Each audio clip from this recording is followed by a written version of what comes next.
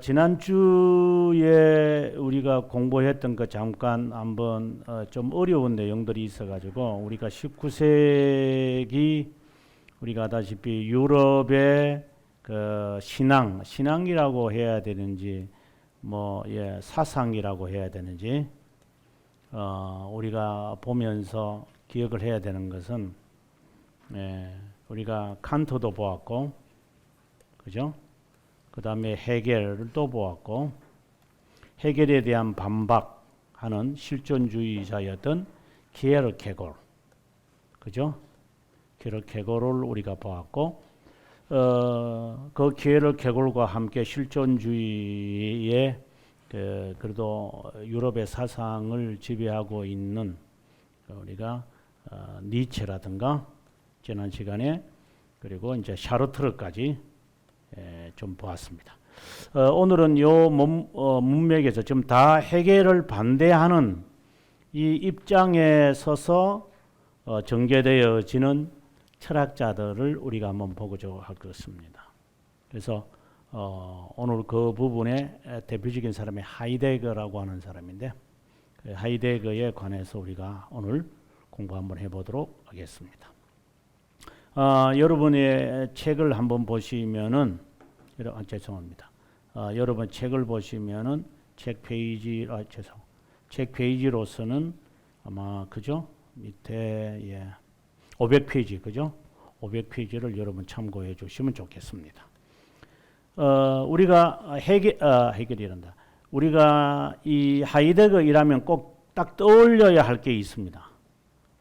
하이데거 이라면 딱 떠올려야 할 단어가 있는데 그것은 바로 존재입니다. 존재에 대한 이야기입니다.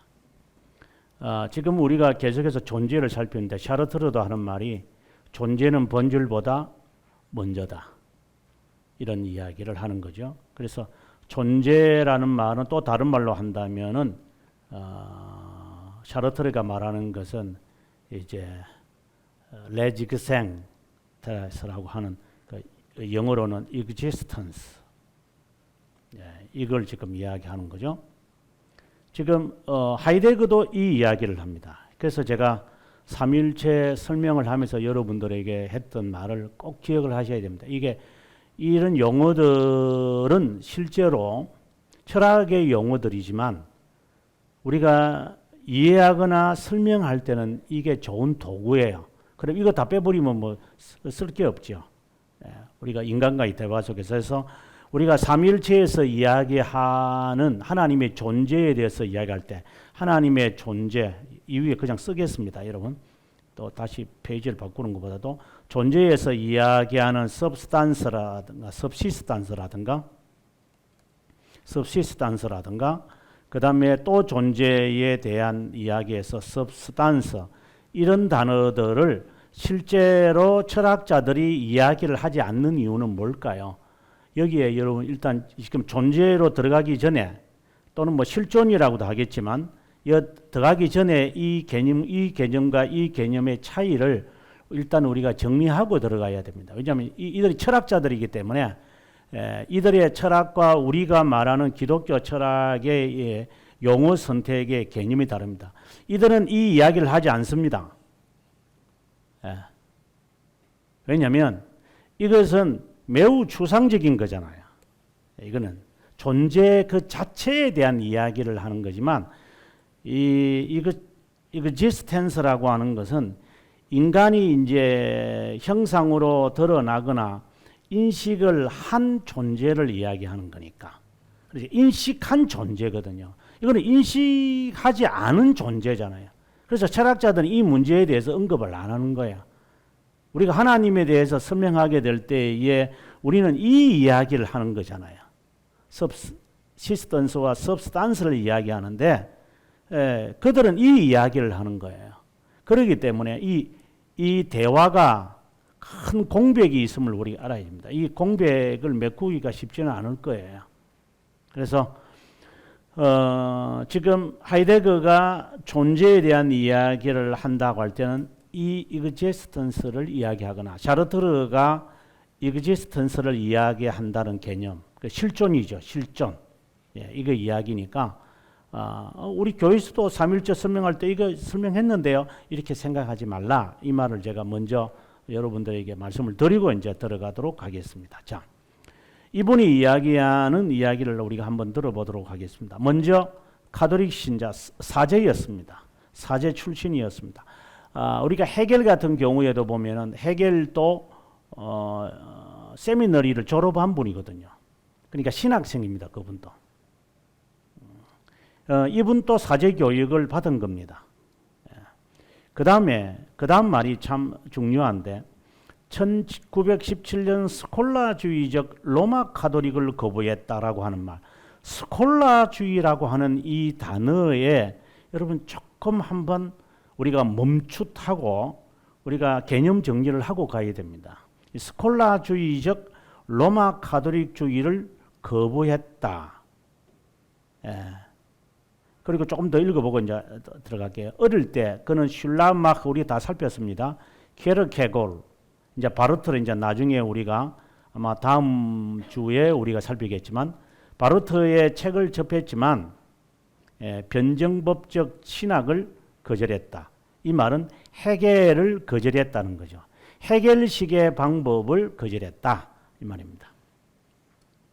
제1차 세계대전에 참석하여 과연 과학기술이 인류에게 무슨 유익을 제공하는지에 대한 질문을 갖게 했다. 이렇게 이해하면 좋겠다. 그래서 존재. 우리가 1차 세계대전에 참여해서 이게 기나긴 시간이 되면서 많은 사람들이 여기에 존재에 대한 질문을 할 수밖에 없어요. 인간이란 도대체 어떤 존재냐? 하이데거가 질문을 이제 하게 되어질 수 밖에 없는 이제 이야기의 구조가 되어졌습니다. 자, 요 이야기를 조금 더 진전하기 전에 우리가 스콜라주의에 대한 개념을 우리가 좀 설명을 더 하고 그다음 다시 이쪽으로 돌아오도록 하겠습니다. 우리가 스콜라주의라고 할 때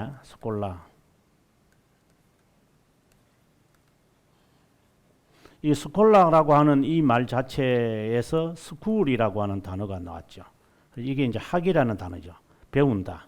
그래서 스칼라라든가 스칼라쉽 이렇게 하면 이제 장학금 이제 이런 식의 이제 이야기 되겠습니다. 스콜라주의라고 하는 것은 아리스토텔레스의 철학을 가지고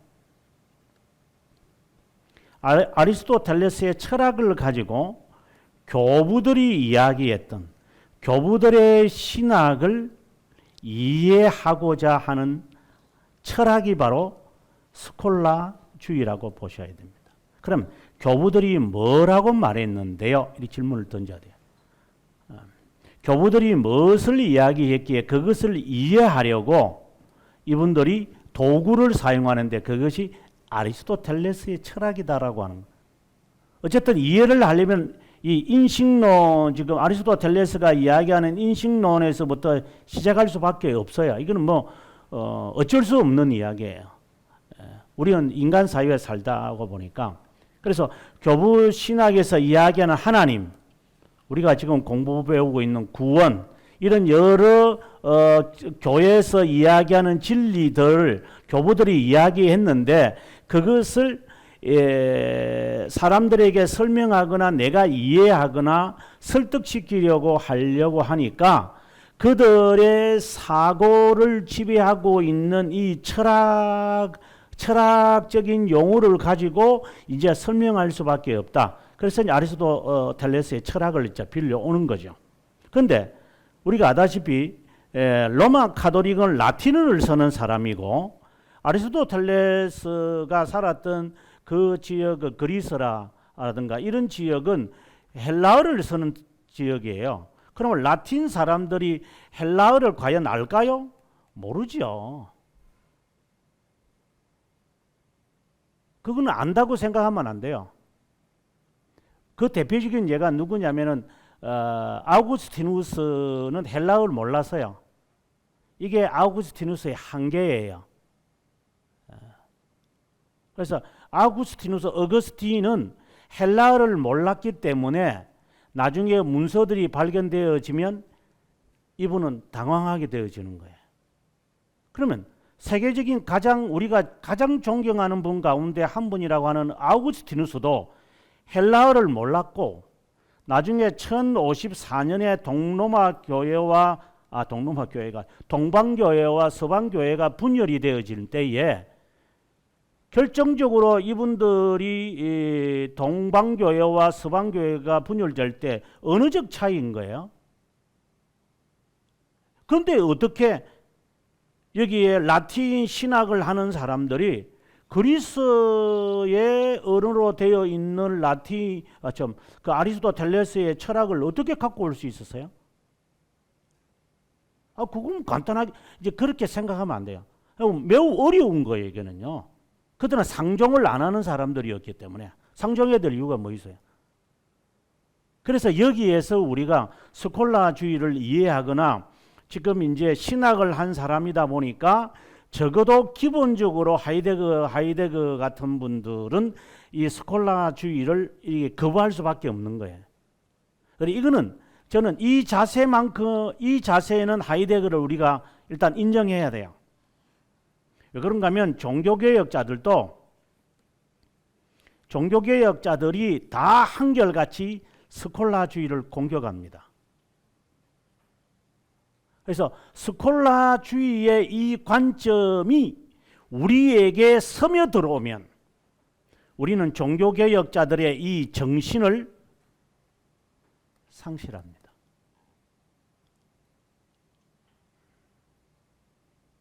이걸 간과하면 안 됩니다. 지금 우리가 나도 알지 못하는 사이에 내가 스콜라주의나 종교개혁자들이 종교개혁을 일으키는 바로 그 직전에 항상 이들이 반대했던 게 뭐였느냐? 스콜라주의적이었던 거예요.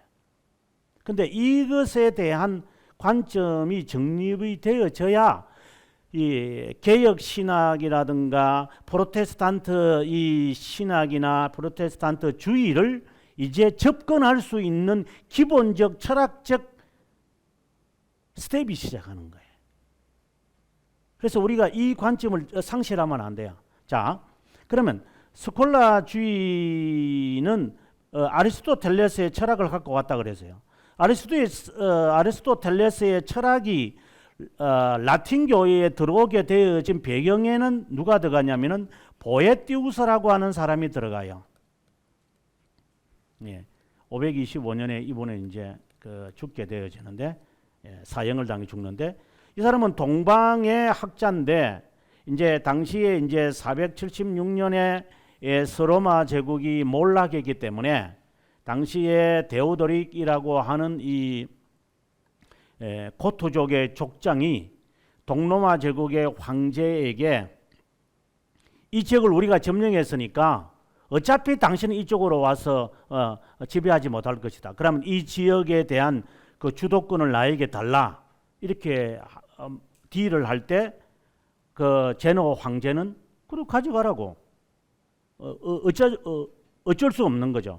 그래서 이 당시의 대학자였던 보에티우스를 데오도릭이 서로마 제국, 지금의 뭐 서로마 제국은 아니죠. 이제 아직은 이제 로마 제국이 사라져 버렸으니까 그의 국무총리로 이 사람을 데리고 와서 가르침을 받아요. 그런데 당시에 데오도릭은 아리안주의예요. 이 사람은. 근데 이 사람은 삼일체론주의자였거든요. 그러니까 사사건건이 이 두 사람이 부딪힐 수밖에. 그래서 나중에 이 사람을 죽여버려요. 근데 이 사람이 이제 감옥에 갇혀가지고 이제 생각을 해보려는 거죠. 이게 보에티우스가 정말 억울하다 이거.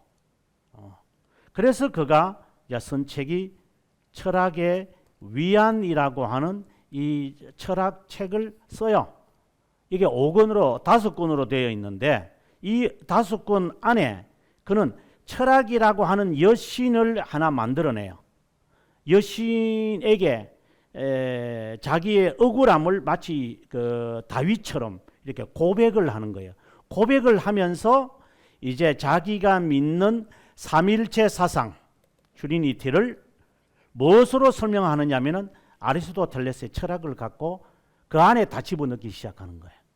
그러면서 이제 이게 어떻게 해서 아리스토텔레스의 철학이 서방 교회로 유입되어졌느냐라고 할 때 학자들이 이렇게 이야기를 해요.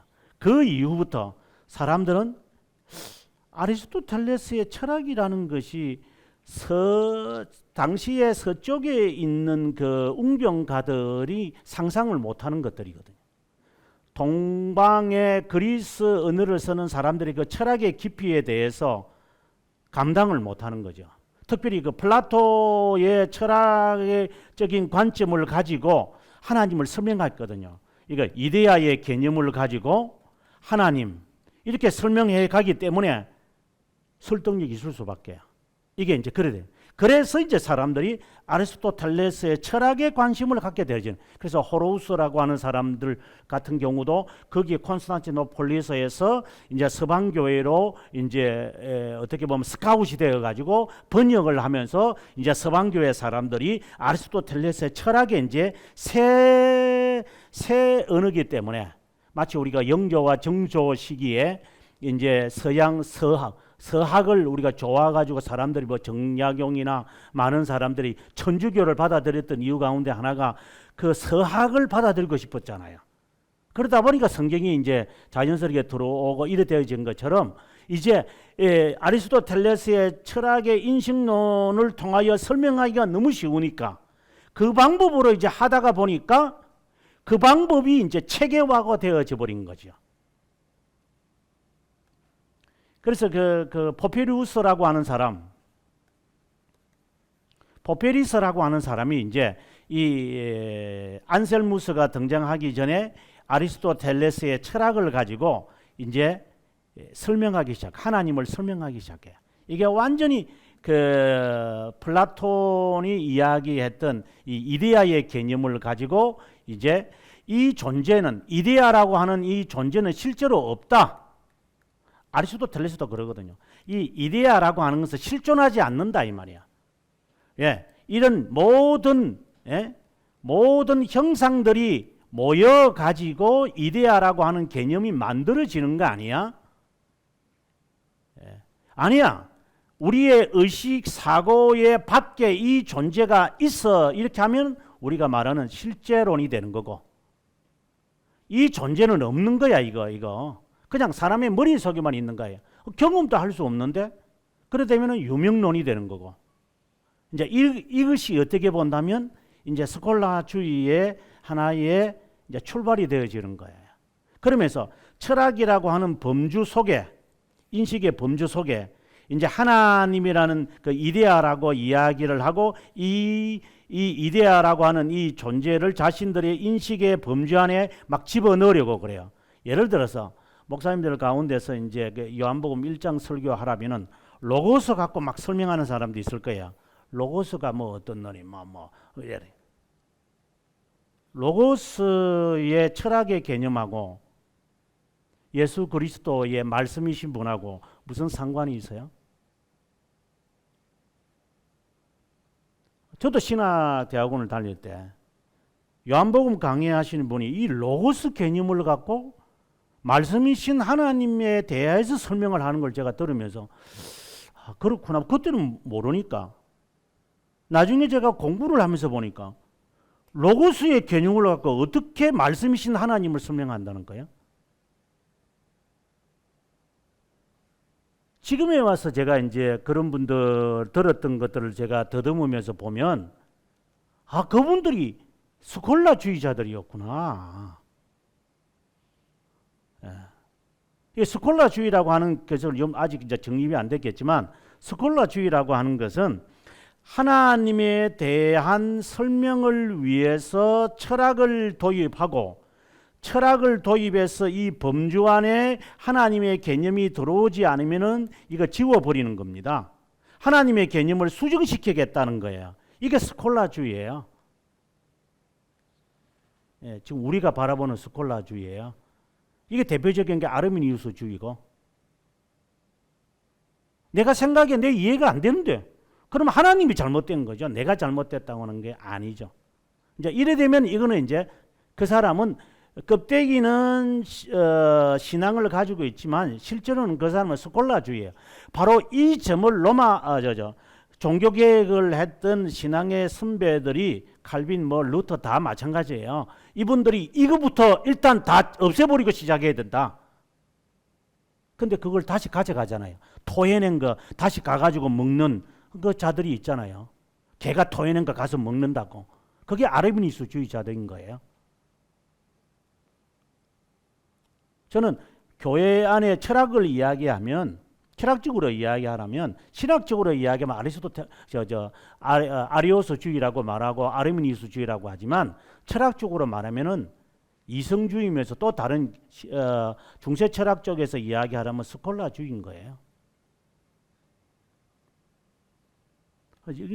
우리가 이 기독 프로테스탄트주의 안에 이 스콜라주의가 들어와 있거든요. 제 안에도 있을 수 있고요. 없다고 저도 부인 못 하는데요. 그래서 이해가 안 되면 안셀무스가 뭐라고 해요? 스콜라주의 아버지가 나는 이해하기 위해서 믿겠습니다. 이 대전제를 하잖아요. 이 대전제는 이미 그 어거스틴 같은 사람들이 이 말을 이미 다 했어요. 안 한 이야기를 안셀무스가 이렇게 만들어낸 건 아니고 어거스틴이 이미 이 말을 다 전제한 이야기예요. 자, 아무튼 우리는 이해하기 위해서 믿는다라고 하는 스콜라주의의 아버지였던 이제 이 사람 안셀무스를 생각해야 되는데, 안셀무스가 하나님에 대해서 어떻게 증명하려고 했을까? 이제 그걸 또 한번 조금 보고 들어가도록 합시다. 안셀무스가 하나님에 대한 증명을 할 때는 존재론적 증명을 하거든요. 하나님을 증명할 때는 존재론적 증명이라는 것이 있어요. 이 존재론적 증명이라는 것은 뭐냐면 이게 사고를 가지고 출발해요. 사고. 경험하는 것이 아니라 사고, 논리적으로 설명해 가는 거예요. 근데 이거와는 또 다르게 우주론적 설명하는 분들이 있어요. 이것도 다 이것도 스콜라주의고 이것도 스콜라주의예요. 그 전지전능하신 하나님이 우리의 사고에 없으니까 우리 밖에 계실 거니까, 그 고피리우스도 그렇게 말하거든요. 하나님의 존재는 우리 사고 밖에 있다. 그래서 우리가 이분에게 이르려면 우리의 사고 밖으로 나가야 된다. 그럼 어떻게 해야 돼요? 그럼 수도원 운동하는 거죠. 자기에서 밖에 나가야 된다는데. 그러니까 자기 해탈을 해야지 이분을 만날 수 있는데. 그래서 수도원 운동이 급성장을 하는 거예요, 이때요. 하나님을 알기 위해서 이제 이런 식의 존재론적 방법이 있어요. 하나님은 내 사고 밖에 있으니까 그분에 대해서는 우리는 믿음의 대상이지 사고의 대상이 아니다. 이런 식의 하는 실제론이 있었고, 또 한쪽은 이제 우주론적이라고 해서 유명론 이제 아벨라 같은 사람이 이걸 주장을 하는데 나중에 완전히 발전하는 것이 누구냐면 토마스 아퀴나스예요. 여러분 잘 아다시피 토마스 아퀴나스가 5가지 증명을 하는데, 아리스토텔레스가 그 절대자의 5가지 증명하는 것과 똑같은 방법을 갖고 이 토마스 아퀴나스가 하나님에 대한 증명을 내요. 그러니까 토마스 아퀴나스가 그 로만 가톨릭의 정신적인 그 신학의 모든 신학을 총괄한 사람인데, 이 사람이 아리스토텔레스 주의자인데요. 그래서 제가 지금 말하고 싶은 것은 이 하이데거의 이 부분에서 거부한다라고 한다는 이 말의 의미가 뭐냐면, 로만 가톨릭은 자기가 볼 때에 이거는 철학이다 이 말이에요. 철학이지 하나님의 존재에 대해서는 언급하지 않고, 어떻게 아리스토텔레스의 철학을 그 절대자 5가지 증명 방법을 삼일째 하나님에 대해서 이야기를 안 하니까, 그렇게 해서 증명해 가는 게 아니니까, 지금 우리가 삼일째 설명을 하는 방법으로 이런 방법을 가지고 자연신학을 발전시키는 거니까. 그래서 일반 철학가들도 봤을 때 이런 그 스콜라주의적인 이러한 철학 자체는 기독교, 이 사람이 사제교육을 받았기 때문에 하는 거죠. 이거 교회에 있으면 안 된다고 하는 건데 지금 교회 안에 이 스콜라주의가 있기 때문에 문제가 되는 거죠. 이러다 보면 교회는 타락하는 거예요, 이게. 그 철학 자체를 저는 그 학생들에게 넣으려. 이 신학교 안에 사이코들이 많은데 이 정신 착랑증 애들이 꽤 많거든요. 네. 그래가지고 자기 안에 막 두들겨 패고 말이야, 이게 정신병자들이죠, 이게요. 신학생 자기 남편에게서 사모님이 맞는 사람들이 한두 명입니까? 30년 전에 조사했을 때 15%였어요. 그럼 지금은 더 많겠죠? 제가 볼 때는 한 40% 될 거예요.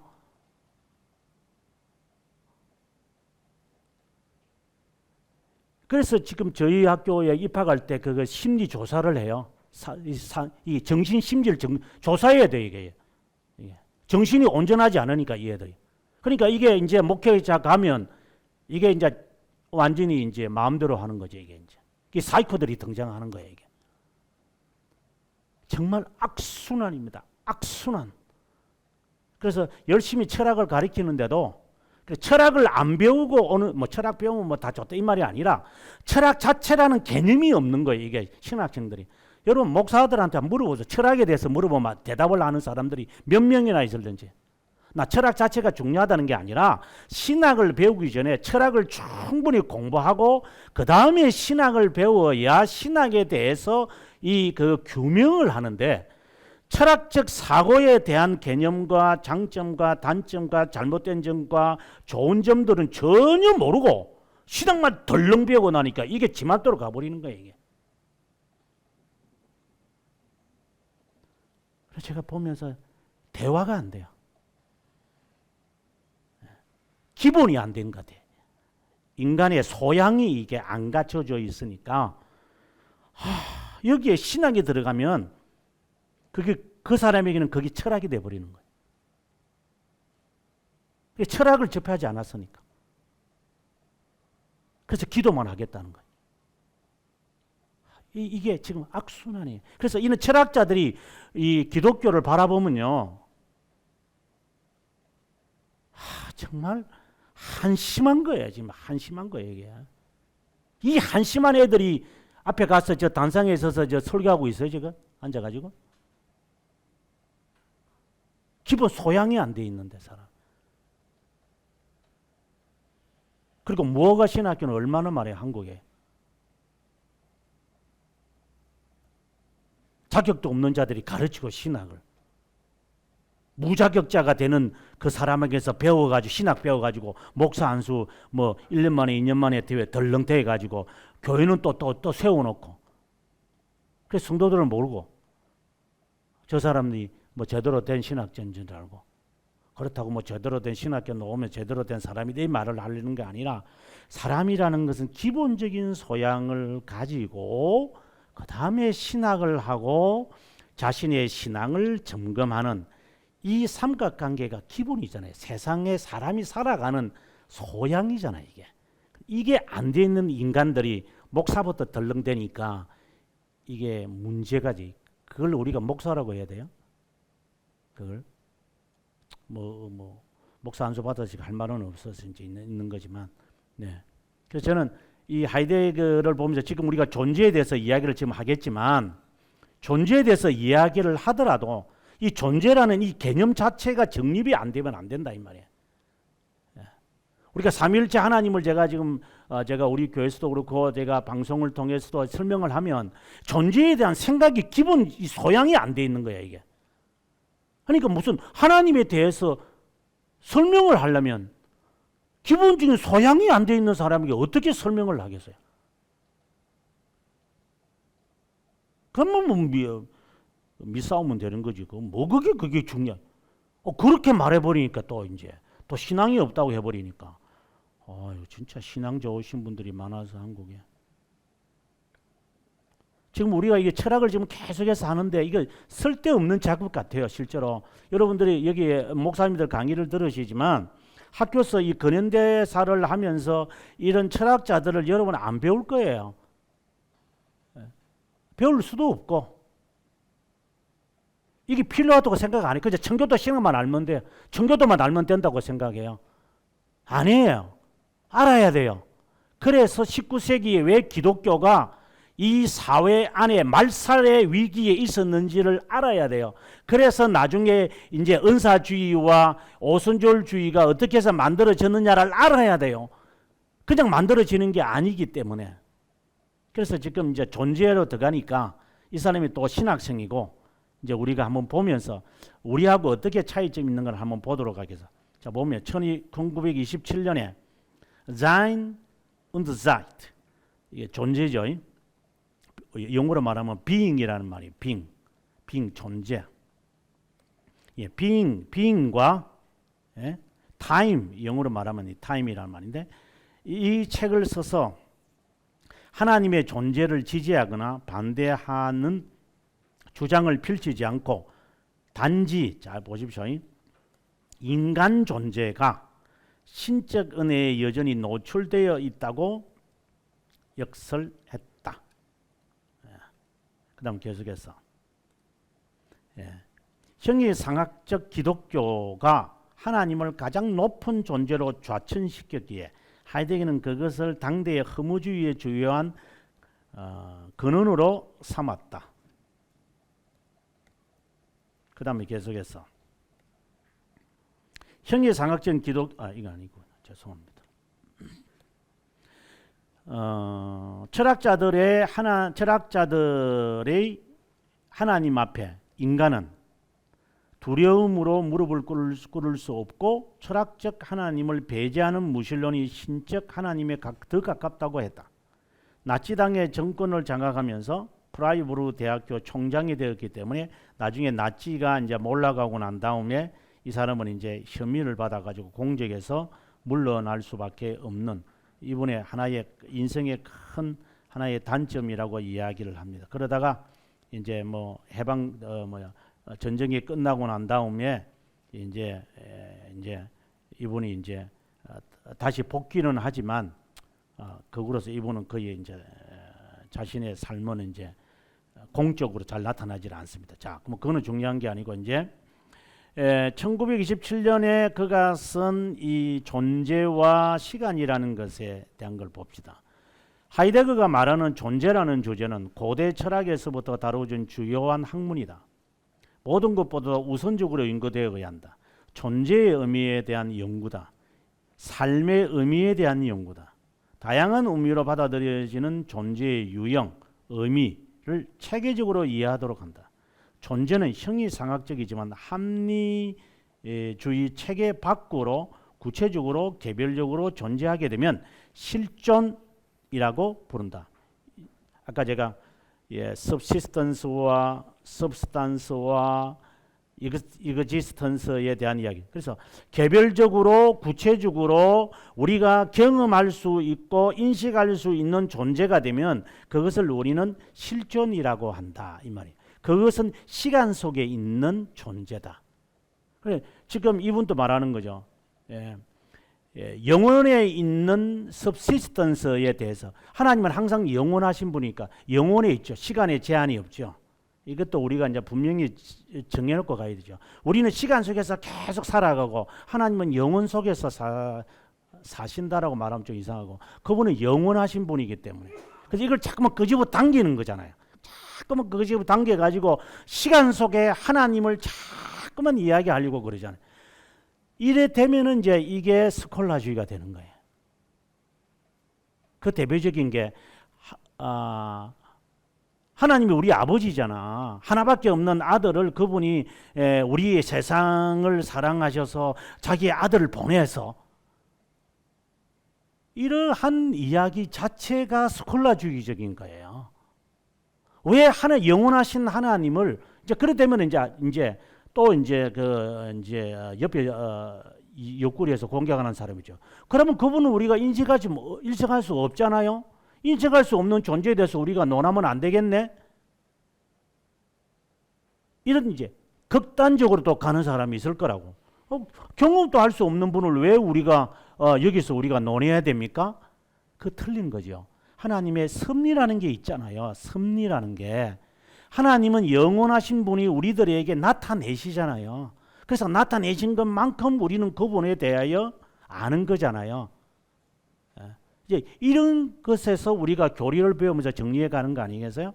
그래서 지금 여기서 하이데거가 우리들에게 정말 경칩을 주는 것 같아요. 경첩을. 시간이다. 이런 존재가 되려면 주체성이 있어야 한다.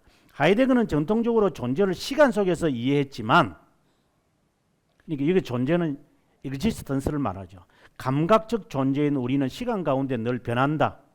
수학적인 것과 관념적인 존재인 초월적인 존재, 여기 존재는 좀 다르죠. 여기의 존재와 이 존재는 다르죠. 여기는 substance. 이분들이 이제 substance를 하지 subsistence라는 단어를 잘 안 쓰니까 철학자들은 subsistence라는 단어를 안 쓰거든요. 이제 우리가 이제 삼일체 설명하기 위해서 이 단어를 도입하는 것이죠. 그러면 전통적으로 존재를 existence겠죠. 이건 당연하게. 자, substance와 같은 존재는 시간 가운데 변하지 않는다. 이거는 기본적인 소양 같아요. 저는 이 하이데거를 보면서 이거는 기본 아니야 이거? 하나님은 영원하신 분이라는 것. 그래서 철학자들은 그 영원한 있는 분에 대해서 언급 안 하고 싶은 거예요. 그거. 왜? 그런 거 왜 자꾸만 하려? 이게 이제 극단적으로 가는 거죠. 우리하고는 또 다른 자세지만. 그 다음에 계속해서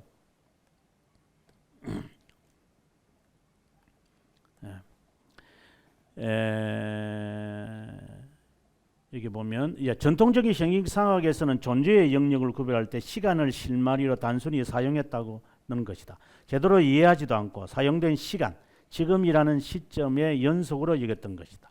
이에 대해 하이데거는 시간이라는 개념은 통속적인 시간이다.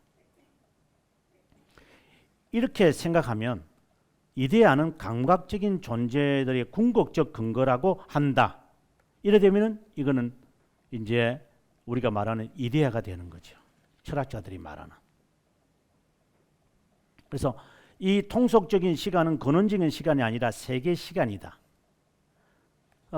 그 플라토가 말하잖아요. 이 이데아가 월드 스피릿을 만들었다고. 이게 이제 세상, 시간 세상을 지배하는 신들이거든요. 거의 그도 따라가는 거예요, 지금 이게. 그 다음에 계속해서 세계 시간, 이게 지금 시간에 대한 게 지금 시간이라는 개념이 무엇인가 우리가 한번 보도록 합시다. 세계 시간은 시간성, existence입니다. 다지엔이란 말인데 근원을 두고 있다. 이것은 현 존재다. 그러니까 실존이라는 것은 지금 시간 속에 살아가는 이 존재를 말한다. 그래서 변하겠죠. 그래서 현 존재라고 한다. 존재에 대한 질문은 무엇이 아니라 누구냐라고 하는 거다. 왜? 경험되어지는 것이니까. 존재와 존재자를 구분해라. 요 존재는 우리를 말하고 시간 속에서 있는 존재고, 존재자는 플라토가 이야기하는 이데아를 말하고. 그래서 그래. 이걸 구분해라 이 말입니다.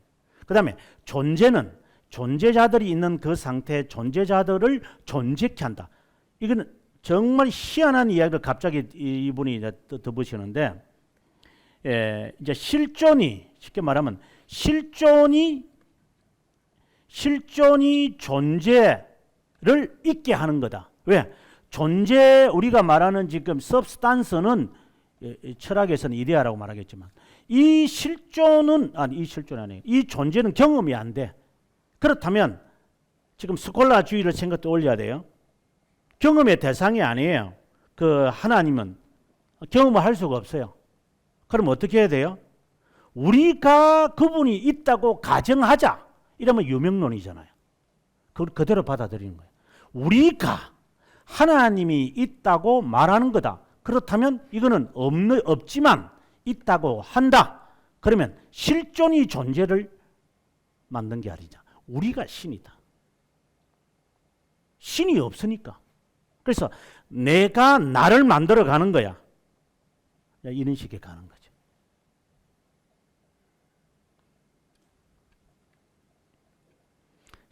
존재는 존재자와 구분되기에 존재에 대한 질문 역시 존재자가 밝히는 방식과 다른 방식으로 바뀔 수밖에 없다. 존재에 대한 올바른 연구 방법이며 현 존재, 이제 우리를 말 실존을 말해요.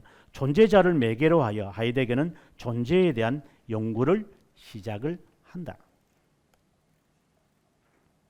신과 같은 초월적 존재에 대하여 포이어바하는 이 사람도 이제 해겔의 좌파, 해겔은 좌파가 있고 우파가 있는데 이 좌파는 이제 변제법적 유물론 쪽으로 가가지고 행동주의를 하고 그 다음에 우파는 좀 사색 관념론 쪽으로 나가 이 두 파로 나가는데 포이어바하는 공산주의를 만들어내는 마르크스를 만들어내는 이렇게 해겔과 마르크스를 만들어내는 중간의 인물이에요.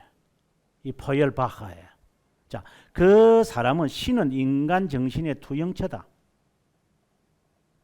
도긴스라고 하는 관념론자는 인간이 신을 만들었다고. 이 나중에 이제 되어지면 이제 그 백송이 나오겠지만 백송도 그러거든요.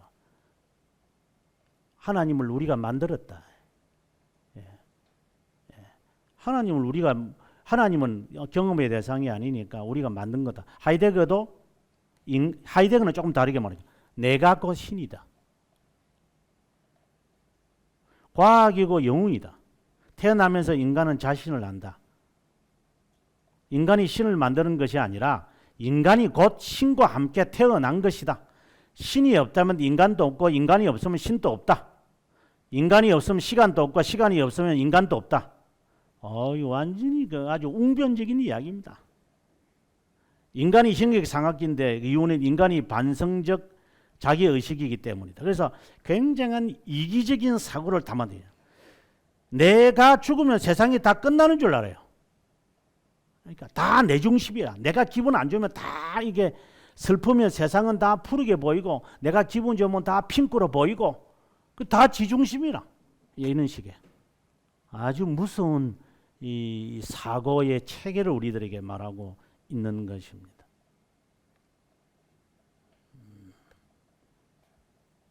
그래서 우리 아까도 제가 그냥 웅변적으로 말했지만 신앙인들 가운데서 이런 식으로 살아가는 사람이 있어. 예를 들어서 부부 싸움했다. 오늘 교회 안 간다. 왜요? 기분 나빠서 안 간다. 당신 기분 나쁜 거하고 예배하고 무슨 상관이 있어요? 다 지중심이니까. 오늘 내가 기분 나쁘니까 오늘 은혜 먹고 지 따라서 은혜가 달라진다고 생각하는. 그러니까 그게 철학이지. 그거는 신앙이 아닌 거지.